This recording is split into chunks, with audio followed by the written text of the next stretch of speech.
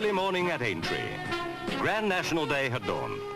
In just a few hours, the crowds would be flocking here, the horses prancing and raring to go. But for the time being, the scene setters put the finishing touches to the stage on which the greatest steeplechase show on earth would be enacted, the 1969 Grand National. The New Day quiet still hung over the stables. The doors remained barred for now. But behind those doors were the stars of the day, the runners. Everyone at the peak of perfection, guarded through the night and cosseted from the dawn. So the hours wound down. Valuable horses and valuable trophies began to put in their appearances. The Aintree scene began to come to life. While thousands of racegoers were still journeying to the Liverpool course, the police prepared to smooth the way for them. Crowds, traffic, lost children, and keeping the peace. A day of work for the men in blue. A day at the races for the thousands who were there to help. The big rush was on its way.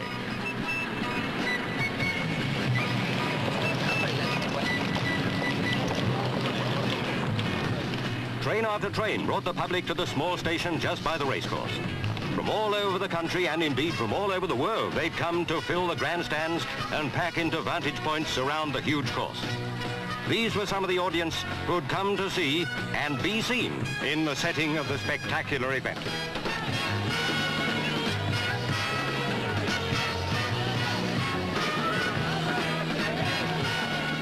Now was the time to decide on that last-minute flutter. But there were few absolutely certain about the fine performance Highland Wedding would give. Still, as the jockeys made their appearance, there was much speculating going on amongst the punters. Pickard looked pretty good, and at 100 to 8, Bassnet was a fair bet. In a race like the National, they all stood a good chance. Red Alligator, last year's winner and the favourite. The excitement keyed up as the runners and riders headed out of the parade ring and onto the track. The flag at half-mast was a sad note of the day, reminding everyone of General Eisenhower's death. The bookies took their last-minute bets. The odds fluctuated as the punters crowded in. It's always a thrilling and colourful scene as the horses make their way up to the start. This day was no exception.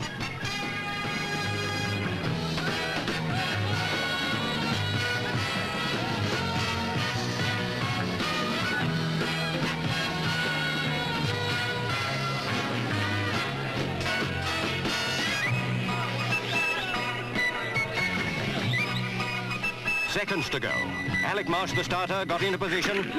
They were off. 30 keyed-up horses headed for the first jump. Instructions were to take it easy. The going was firm and fast. Into and safely over the first fence they went. Kilburn in the lead. No troubles as they headed for number 2. The Fossa going well. Into the second. No casualties, with the Fossa, Miss Hunter, Glossubab and Limitra up front. Red Alligator and Bassnet at the rear of the field. The third was the fence that claimed the first Grand National runner. Tudor Fort was out of the race. But as they settled down into their stride, there was little change at the front. The race was still young. Ferrari the second was showing well as they came into the fourth. The Ellis Red was a faller here. The 1969 National was shaping as a real classic. Few fallers so far, and a good racing pace.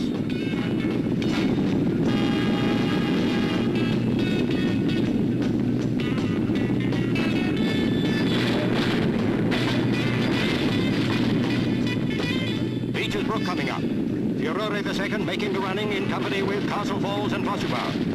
Still in the lead, Furore the second. Steel Bridge, Kilburn and Castle Falls and Flossubab all going well. On to the notorious Canal Turn.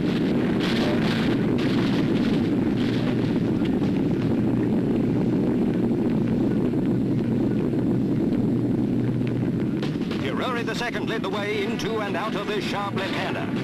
All got safely over, with the Fossa, Bassnet and Red Alligator still keeping well to the rear. Valentine's Brook was next.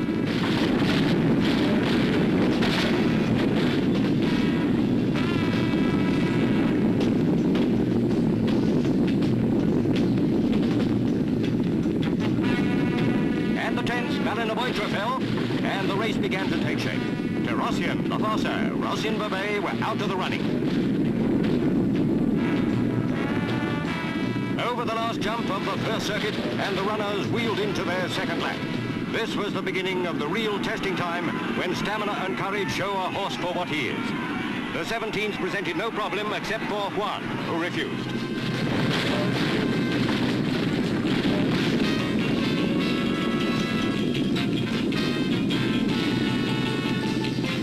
Steelbridge was running strongly, but there were shots aplenty coming up as Red Alligator and Ho fell at the 19th. Red Alligator's disappearance was disaster for the punters.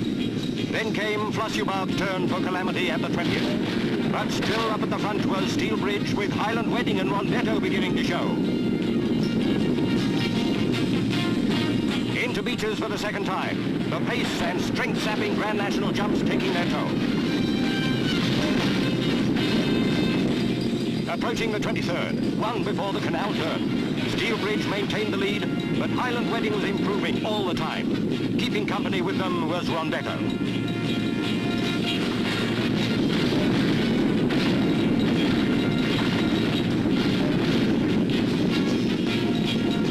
Highland Wedding jumped into the lead at Valentine's from Steelbridge and Rondetto.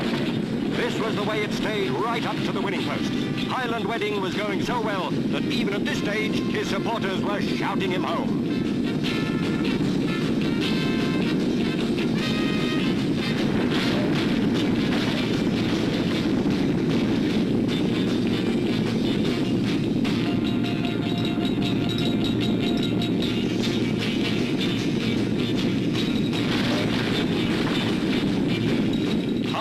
The 12-year-old was going like a 2-year-old. Steelbridge and Rondetto gamely battled to keep in touch with him, but as they came up to the last jump, Highland Wedding changed gear and brought out a mighty surge of reserve power to stride away from his rivals.